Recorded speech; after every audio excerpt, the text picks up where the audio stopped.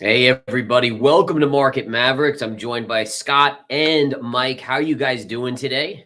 Great, Oh, thanks. Good, good, good. So we have a lot going on. We're seeing the Nasdaq have one of its rare down days here. It seems like something that never happens, but today we are seeing mega cap sell. We got the CPI data out this morning. Bitcoin's been kind of flip-flopping around after that recent sell-off, but let's start with the CPI data. I'd love to get your guys' input. I mean, are we really starting to see maybe deflation, or is this kind of a rare flip over to minus 0.1 on month over month that's going to reverse? What do you guys think on this?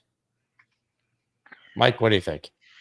yeah. I was wondering if you want to. I think this is part of the macro bigger picture of enduring deflation worthy of the inflation just getting started. And the only way we're going to get deflation, the stock market has to go down. So maybe if it stays up, we're okay. But if it stays up, the Fed's less likely to ease. And what I think is happening now is the market's starting to realize, okay, the Fed can ease. We have 100% that it can ease at that September meeting. And the rising unemployment rate can somewhat justify that. We still have a lot more data until that happens. But today's number, I think, is just, it's just noise and bigger picture macro, which, things I've been pointing out is, we swung way too far towards recession last year, way too far towards no recession this year. And we're just swinging back in the middle now. And I think the best leading indicator on the planet, Bitcoin, had a great run up earlier in the year, but it's still showing weakness. I think it's just indicating to you that, we just need a little backup in equities, let the dust settle, and then see how things pan out. But from my standpoint in commodities, this is just getting started. I mean, grains are usually the most elastic commodities. They lead everything. They've broken down hard. I can show you a few charts on that. And it seems like everything should follow. So I don't know what saves us, but I can see a lot of just normal mean reversion in equities, in Bitcoin, and bond yields going lower, just following China. And I think it's just getting started. And gold, to me, is one of the best indicators that gold's pretty close to an all-time high again today. Yeah, and we're seeing, I I just think brought up that's one the of the most Fed enduring watch ones. tool here. So Yeah. basically 85% chance they're going to cut in September now, which makes sense. I mean, I don't know how many people out there listened to the testimony or heard the highlights from Jerome Powell over the last couple of days, but he was basically saying that the Fed is seeing what they need to see, the job weakness. He's watching that closely, and he basically guided that we would see probably a rate cut in September. So I think that's what we're seeing here in reflection. I would just note that we're actually pricing in now 3 rate cuts by the end of the year, potentially. Do you guys think that that's a possibility? You think we will get 3 rate cuts by end of year? I don't, but I'm I think afraid so. of. In Scott. We've been through that so much. Right now, they're still priced for over 100 basis points in 1 year. We see that since the beginning of 2023, and they hiked another 100. I think the prerequisites for cutting rates have already priced in the market so much. We have such an expensive equity market. To me, that's the difference now. It's not so much what they do as how much is priced in. And then when it does start happening, we might have more days like today where, okay, great. Now you're going to start cutting rates, but we know what that means, that unemployment was 3.4% last year and is at 4.1% now is probably heading to 6%. There's really not much you can do about it. Gotcha. All right, Scott. So I got to ask you, I've been wondering about this for the last week or so. What is Bitcoin doing? Is this just normal to you? Is this, are we seeing something where it could actually break below this 52,500 level? I mean, give us your rundown. I mean, it could. First, just a quick note on, I think CPI and inflation. The notable headline there is that it's the first time in 4 years that we've had month to month, but it's minus 0.1%. I mean, as we were kind of talking about before, Mike laughed. It's a 1/10%, right? Yeah. And expectation was 3.1%. It came in at 3.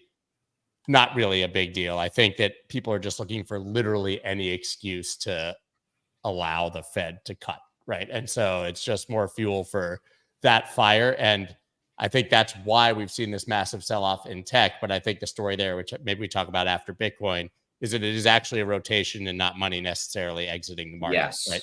But that's something we can discuss. As far as Bitcoin, there's still only a 27% correction from the top, from peak to trough 74 over here down to about 53.5 at those lows. I mean, that would be a average correction in any previous bull market. That doesn't mean that it can't be rolling over. But, we're used to previous bull markets in this part of the cycle having 35, 40, 45% retracement. So 27% tough to get too upset about. That said, like technically, I think we all would like to be back above this 200 MA. It looked like it could get there both the last 2 days. These are pretty nasty candles, right, for now with rejections there. And really want to get back in that range where it was trading before to feel a lot more confident. Could it go below 52? There's no way you say it can't, right? But even then, it's just unless the whole market and everything seems to roll over, I don't see a reason for this cycle not to continue to play out with the election, the political tailwinds, the sort of built-in expectation of the halving and all of those things. So I still see mostly tailwinds for crypto right now. Just the boring summer doldrums, and it's coming, and it still sucks for most people because they have no patience. Yeah. What do you think? I know you've been kind of a proponent of saying that Bitcoin isn't really following the equity markets, which kind of makes sense because we saw all-time highs as early as yesterday. But the one thing I would just point out here, which is kind of something that I've been kind of playing around with, is that if you look at the equal weight, it actually is very closely following Bitcoin. And I wanted to share my screen really quickly. I had the S&P equal weighted, which was interesting for today, but yeah. So we know Bitcoin made a high back in March, right? And that was its all-time high. And that's the same point where the equal weight S&P made a high. And then you had this secondary high over here, which mirrored Bitcoin. And then kind of the only difference is that Bitcoin's kind of rolled over. The equal weight's actually catching a bid now. But I just thought that was kind of interesting to notice that it's almost like Bitcoin's not in the group of the mega caps. It's not the sexy mega caps like Nvidia, but it still seems to be a little bit following the equal weight. Mike makes a very good argument for it being a leading indicator, right? Yeah. I don't necessarily agree, but he makes the argument. I think the flip side here is that we know exactly what's happening with Bitcoin, and it happens every time we have extremely transparent selling pressure. I mean, the German government's been selling 300 to 500 million tranches on a daily basis, and they're about to run out. We saw exactly what happened after the ETFs were approved when we transparently watched GBTC being sent from Grayscale to exchanges and sold off, and FTX sold $1 billion of GBTC when that unlocked. That kind of sustained selling pressure, although it's nothing in the long term, which I always kind of say. Obviously, in a low volume, low kind of volatility summer market, it's going to push things down. And of course, when people see the Germans move, they panic and they sell ahead of it. But these are very short-term temporary things. They have less than 10,000 Bitcoin left. They sold over 3,000 Bitcoin, I think, just today, maybe even more. So they're running out. I think that's why. Listen, if you believe it's correlated to the equal weighted index, I would say the reason it's temporarily not is because there's the German government selling, right? And maybe it rolls right back to looking at that correlation. I don't know, but right now Bitcoin's going down because there's someone selling a whole lot of it. Interesting. So one thing I wanted to ask you too, before we head back to some macro data is, so Ethereum, I've been watching CNBC in the morning, getting ready for work. And basically I'm seeing these Bitwise commercials for the ETF nonstop for Ethereum. And do you have any information on that? And do you think like we could see a run up because of that, or is it more of a wild card?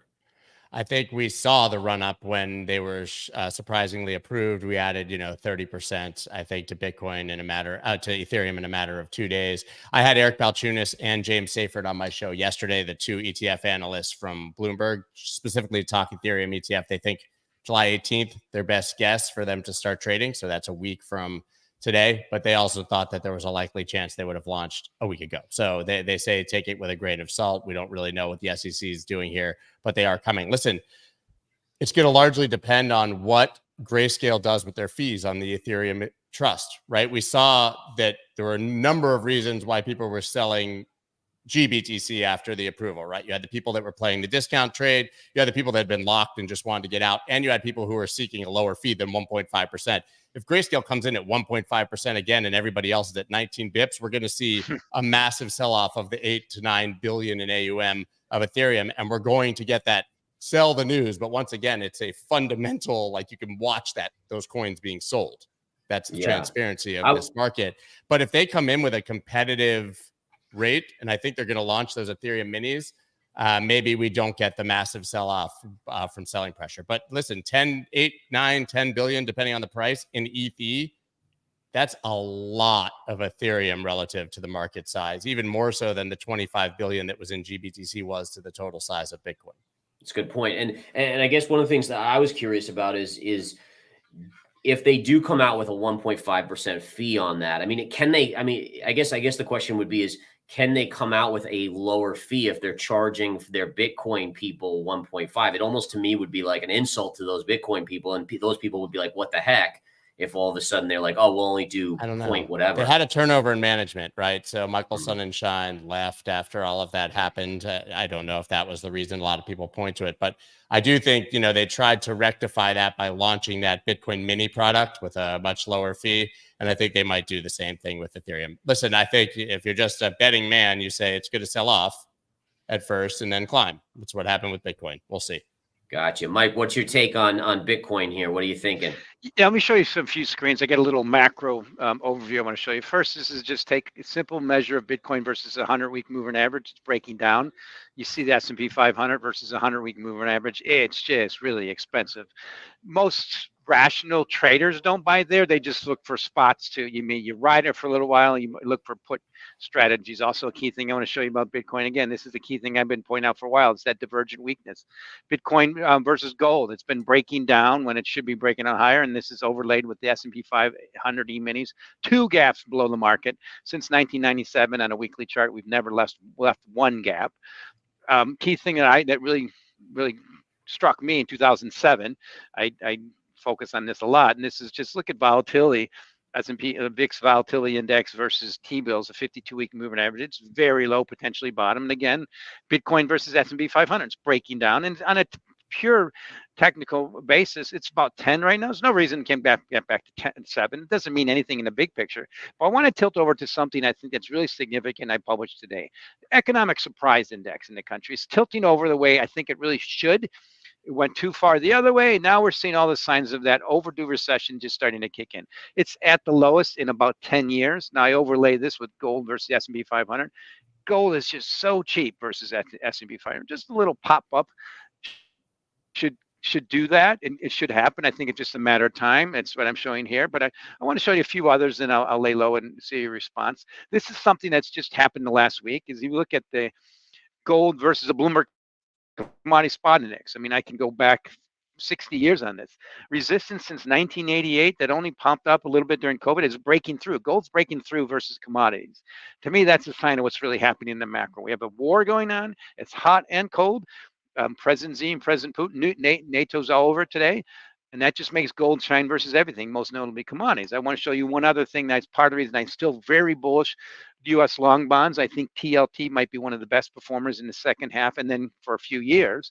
And that's corn is one of the best deflation indicators. Corn's breaking down. I overlay it with crude oil. Corn's gone back to 4. First traded there in 1974. I was 10 then. And that means crude oil is probably going to go to 40. This is crude oil first traded 40 in 1981. Iran's, when we had the Iran-Iraq war. Here's another thing, grains. Grains are the best leading indicator for all commodities, and commodities are a good leading indicator for inflation. Grains have broken down to a level. If commodities drop another 30%, they'll catch up. To me, it's just a matter of time that happens. And I'll end with this. So I won't annoy you anymore. Is things that always happen in commodities, they go down because they went up. It's autocorrelation. It's what always happens. And the question is that force more powerful than ever? And I'm pretty sure it is. This is what I just show you as a Bloomberg commodity index versus a 60-month moving average. It's breaking down, and we still have Fed funds at 300 basis points above PPI, or you could say PPI 300 basis points below Fed funds. That's very restrictive. So at some point, the Fed's going to have to start easing. And they will. They'll be reluctant because we've had the worst inflation of a lifetime, which you see here. This is the spread between PPI and Fed funds. And now and then we start that new trajectory. I think really favors. They're catching up to deflationary trends, which are tilting lower, and they have multi-decades of forces going that way, certainly after that big pump. And the number one bottom line is, if the stock market just has a normal 10% correction, the deflationary dominoes tumble. I mean, they just start kicking in unless some kind of war or something spikes crude oil, which is bad for everything. So the way I see it is Bitcoin's kind of indicating that this is going to be happening by showing that divergent weakness, by sustaining below its 200-day moving average. And if S&P 500 catches up to its upward sloping 200-day moving average, which it always does in bull markets, it's about a 10% correction. I'm assuming, Mike, what you're thinking is you say that deflation comes on if the stock market has a correction is because the move up in the stock market has been creating a wealth effect that has kept the consumer spending. But if that goes away, then essentially the last area of the public that's spending is people invest in the stock market because everyone else is suffering, right? It's wealth effect multiplied by many X's. We are the most exposed to the stock market any time in history. Virtually every person in the world and in this country certainly has related to a 401k or indirectly, but it's a psychology. I remember it very clearly in 2008. Once the stock market going down, and I lived in Fairfield, Connecticut, a wealthy area, and the spending just shut off instantly. And once people don't see their statement, see it's giving back 20%, it's not going up right away. Even their house that doubled in the last 10 years is trickling down, and it shuts on everything. And we're just overdue for a normal cycle. Maybe it's starting soon. I think it's going to be starting this year. Maybe Trump will save us, but the market's priced for so much optimism. I'm just pointing out the potential for a little bit of normalization. And maybe that starts today. I don't know. Today's just a normal little backup.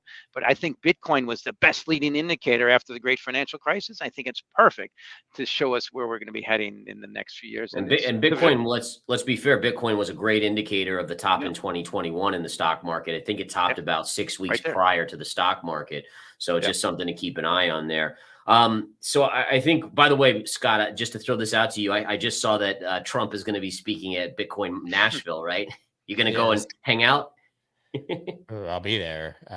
Don't think I'll be hanging out with it. I think I'll be probably avoiding that actual part of it, like the plague, not because of any particular feeling about Trump, because God, who wants to be in that crowd at that time? I don't know. I know exactly what he's going to say. I'll watch it on TV from the next room or something, or maybe from the press room. But yeah, I mean, listen, like I've said, the political tailwinds are insane for crypto right now.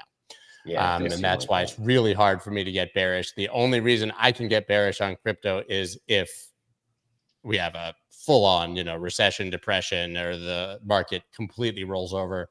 And I think we would all agree that when that's done, if it happens, crypto is going to be where you're going to want to be to the upside, right? Yeah, so even if it gets disproportionately wrecked, we know what happens after that, right? I mean, 2020, talk about Bitcoin being a leading indicator. We've said this, but March 11th at 2020, Bitcoin bottomed under 4,000. Could have gone to zero on BitMEX if they didn't turn it off. Stock market bottomed 11, 12 days later, and then stock markets went up 2.5% over all these years, and Bitcoin, went up 17 all the way back down, up another 18. It's just insane how hard it moves. So I think that's where you're going to want to be. What I find interesting today is, again, just to circle back to that point, is that, the Q's obviously having a relatively terrible day, wildly overbought, bearish divergence, like all the reasons to believe that this is topping for now. But once again, sort of like when NVIDIA topped and the money rotated into Apple and Alphabet and all of these, and Amazon, which made their own highs afterwards, we kind of feared that if NVIDIA rolled over, everything would roll over. Now the Q's are rolling over. But here's the Russell, right? IWM is absolutely pumping, which means that people are taking their money out of the easy, predictable, big tech trade, in my mind. And they're actually going for the things that were disproportionately beaten down because of higher for longer. The idea that rates could come down, these smaller companies could actually do well. They're starting to now. So it's like, this isn't risk off to me.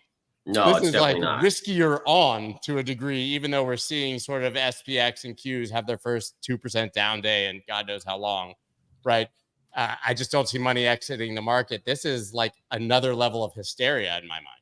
Yeah, and I think you're 100% right on that. And I think it's important to recognize that, like, until there's something that really scares investors, being invested is the key, right? I mean, even fund managers, and Mike, you can speak to this more, but fund managers can't just go to cash, right? They lose their jobs, they lose their investors if they go to cash, right? Yeah, so that's one of the things I've been enjoying, and it's been 20 years, once you've had about 20 years, T-bills this high, and it's every single peak, it's been the same, and I've really gone back and done a lot of my reading lately. The latest book I'm enjoying is American Capitalism by Alan Greenspan. And these human nature and cycles never change. And this is just one of the most extreme I've ever seen. I don't know how many people said, yeah, I made some good money in Bitcoin, so I put it in SPYs to preserve it. I'm like, you can get 5.3 in a T-bill. And then it's also the concept in equities. People in equities don't even consider going to T-bills. They said, yeah, I'm going to just go from growth to value. I mean, that's what's going to change. You have to have a period historically always where people give up and say, yeah, maybe I should be in T-bills, and they'll be at 1% by then. But it doesn't ever happen. Markets never peak when people are really bearish. They always peak in similar to environments we are right now, where you can't consider anything else. And if you don't keep up with your neighbor who's outperforming you, you're fired. And if you're money manager, it's just the way it's always worked. And then I always point out the things like the volatility I showed you. You just don't want to be, you don't want to be along the stock market when the volatility is at a 20.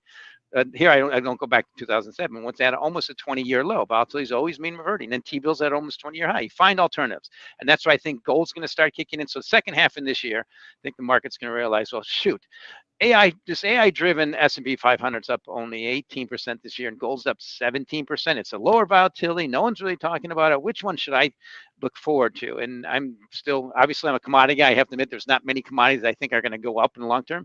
But I think gold has got the deepest pockets in the planet buying it. There's a war going on. These people are involved in the war.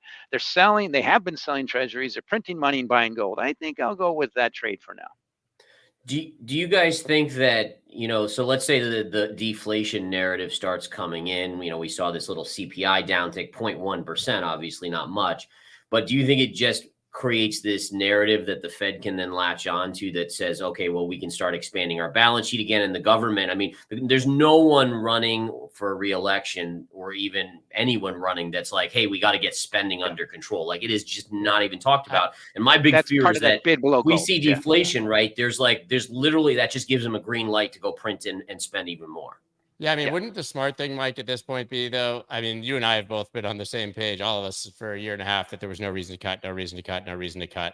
I still think there's no reason to cut, but I think that they want a reason to cut, so they're going to go find it at this point. So I do think that by the end of this year, politically, we're going to get it. Wouldn't the move at this point be to just do a 0.25 cut and then do nothing for another 6 months? Greenspan did that. Throw the Lions their red meat, feed them the rate cut, but then basically just continue to pause and let it all shake out. So part of that, I want to follow back. I love the concept when people talk about the Fed put. The Fed put comes only after you get maybe a 20% decline in stock market. And that's why I was showing on this chart right now is we still have the S&P 500 25% above its 100-week movement average. That's a pretty significant speculative frenzy. I'm sorry, it's above its 100-week, 100 moving average. The Fed does not cut in that environment unless they want to add fuel to the fire, add alcohol to the punch bowl. That's what happens when you cut in that environment. Part of the reason they're reluctant, but it's also an indication of really antsy type A, markets who are just could not wait, way ahead of themselves. They've priced this so much in. They've priced in all the good stuff that you have to expect normalization. And that's when I'm afraid is they might, who knows how it's going to work out. But I think it's more potentially the risk is we might be similar to like Japan when that stock market peaked in 1989. It took a long time. I was just going to say, should we talk about Japan? I have the USD JPY chart up too, Gareth. What a move. Yep. Correction in the bear market. Well, price going up, bear market for the yen. But speaking of this, I just want to show people this. So check this out. So you take the low from December of 2023, just connect it through these lows and look at where the dollar yen went to again, and then extend a parallel right up here. And you can see right here to here and right here. And we didn't get quite back there, but look at how it dropped right into that level today. And that was, again, on the back of the CPI data this morning where it fell. Japan's probably rejoicing at that because I know they've been having to almost intervene again and potentially be labeled a currency manipulator. But I guess this is the key, and I wanted to bring this up, and I appreciate Scott kind of walking us into this. But you have 250% debt to GDP, and all of a sudden we're seeing, I think I saw, Mike, you might know this stat, but the real wages in Japan have declined for 26 straight months. So essentially, even if they're getting paid more, the real wage is less because inflation, because they import almost everything. And so if their currency is weakening, everything costs a lot more. And where's the end game here? I don't see it. Is there, how does Japan get out of this scenario? It's worse in China. and China's bigger. It's just that's how bad it is getting. And I think I appreciate you pointing it out. Is obviously that the yen's backed up a little bit. Finally, I think that just squeezing some of those excessive shorts out of there. People short the yen back to trend, but the macro is unstoppable, and that is what has driven dollar strength versus the rest of the world since 2009, and that is the U.S. stock market outperforming the world. Is it driving it? Is it coincident? But they're all going together. That to me is the lose-lose for all risk assets. The dollar is breaking things. We're seeing that with the yen, which is coming back a little bit. It's going down today partly because the stock market's going down, but that's to me the problem is the U.S. stock market is keeping U.S. interest rates high. It's making the dollar strong. It's crushing countries like, at least their currencies like China and Japan and Europe. And so that means the key thing to really is reversion in the stock market, U.S. dollar, all potentially means everything just has to have a little bit of normal correction, and maybe you're seeing it there. But I wanted to show you key thing is I look over at the bond yields in China at 2.25%. The Chinese government has been trying to make yields go up, but there's such a flight to quality. From my colleagues in Asia telling me that there's such a flight to quality everything, they're buying bonds, and they're 200 basis points below the U.S. 10-year. I think it's just a matter of time the U.S. goes there. Now, yen's finally got a handle. I got a one handle on the JGB 10-year note, but then you look at the whole rest of the world curve, and I think, yes, when people point out the U.S., the deficit, I agree, it's a problem, it's unsustainable, that's part of the reason I'm bullish gold, but every single time people said they can't buy U.S. treasuries because the deficit has been wrong, and I've only been hearing that since 1988 when I started in the business, and I look at the rest of the world that says U.S. yields are really high. What's going to take them to go lower? Just a little backup in the stock market. Yeah, so I think that's what I'm kind of dealing with now is that, how do people position their portfolios? Like, do you diversify out with stocks still? T-bills. What's wrong with but obviously, still in CLT from when we started the show in October at 84, just chilling. No, it's to me that to me is going to be okay. Let's put ourselves at the end of the year. Trump presidency, TLT and gold start outperforming, and then just have a normal backup in the stock market. To me, that's what's going to happen. Stock market can end up in a year 10%. It's still a great year, but that to me is where everything is. You have to look at the assets that are the most beat up on the planet, and that's U.S. Treasury long bonds. And everybody hates them. It's when you look, how was GBTC 2 years ago? To me, that's what we have to look forward to. And what changes that? I don't know, but the bottom line is that to me is the next potential big trade. I'm just curious what stops it. And that's why I'm kind of watching crude oil very closely. I think it's going to tilt downward, and I just don't know what the catalyst is going to be. Now, and it's probably going to take some kind of supply shock, hopefully not related to violence, potentially, for that to not happen, because that's what always happens with commodities, and that's part of that deflationary reversion, which is normal after this inflationary spike. Do you guys think the PPI is going to come in equally as weak tomorrow in terms of better than expected, or do you think there's some inflation creeping in on the producer side?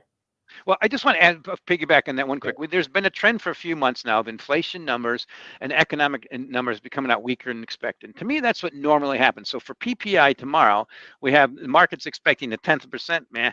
Let's look at year over year. Final 2.3, 2.5% ex food and energy. I mean, that's Fed funds are 300 basis points above that. But to me, the trend has been towards weaker than expected data, because I think it's normally how it's expectations versus what's happening that really matters. And that to me is the tilt towards what I showed here first, is economic expectations are collapsing. That's a sign of a normal market that is retrenching consumers. And you see that everywhere. Certainly in my commodity space, I see the demand for diesel, unleaded gas, and container boards. And then we still have things like leading indicators, inverted curves, all the stuff we pushed aside and forgot about. It's just a normal cycle to go back that way. And remember, the Fed hasn't cut yet. You need a long and variable lag for cutting for that stuff to get better, for the consumer to start spending. And if the stock market starts going down, all these things that are already trickling down accelerate. And I just want to point out that's, from a commodity standpoint, we're seeing the acceleration of the declining pricing of the grains, and they usually lead commodities, which usually leads inflation and PPI. Yeah, I just wanted to quickly show the corn price. Look at the drop in corn recently. Wheat is much the same. Incredible declines recently. And I was even pointing this out, is that if you look at something like nickel, which is obviously a big industrial component here. Look at the drop here, man. I mean, and again, this goes to at least what I extrapolate from this, and I think, Scott, you guys would agree, Mike, too, is that this probably is a leading indicator telling us that smart money knows the economy here in the U.S. is stalling and that China's not recovering, right? Oh, well, you're going to see, definitely have to. China is going to do what Japan did. They've already started. Eric Balchunas, you mentioned, has already said they're going to start buying their own stocks. I mean, they kind of have to. Japan's been doing that for a while, buying their own bonds. But what's significant right now is actually been trying to sell their treasury bonds because they think yields are too low because people are buying them in droves. So that's why I wanted to show you this chart. Gold, you mentioned industrial metals, but it's all about what's happening versus gold. And gold is doing the same thing versus industrial metals. It's breaking out higher, and that's why I stick with, when you go with the gold, and it's taking the metal, and especially when it breaks out like this. And this is before significant events. Last time it broke out was COVID, so it's telling you something. And I'll just go with it. Do you guys, I mean, last thing I'll say, and we can wrap it up, is you hear about governments like the really Federal Reserve banks or central banks, they buy their own bonds, right? I mean, they buy bonds from the U.S. government. I mean, isn't that one hand washing the other? And then you hear about countries buying their own stocks. Like, is this sustainable? I mean, isn't this something that it just seems like one hand washing the other, and it's unsustainable at some point? Well, I just want to comment that and let Scott follow up on it. It's what's happening. It's that quote that we're turning Japanese. China is clearly turning Japanese. Japan owns a significant amount of their JGBs. They own a significant amount of their stock market, and it helped build it up. Maybe not as much. And China's starting to do it. So who's next? And what stops that? What do you say, Scott? I agree with Mike, and I think you made a good point. I think we can wrap there at the total. All right. Perfect. All right, gentlemen. Well, guys, thank you everyone for tuning in to Market Mavericks today. And we will next week. We're not sure if we'll be here. I think Mike, you're away, but we'll kind of figure that out as we go. And if it's busy, maybe we can do it anyways. But either way, guys, thank you so much for tuning into Market Mavericks. Follow these gentlemen. You see their handles at the bottom here, and we will see you soon. Have a good one, guys. Take care. Thanks, guys.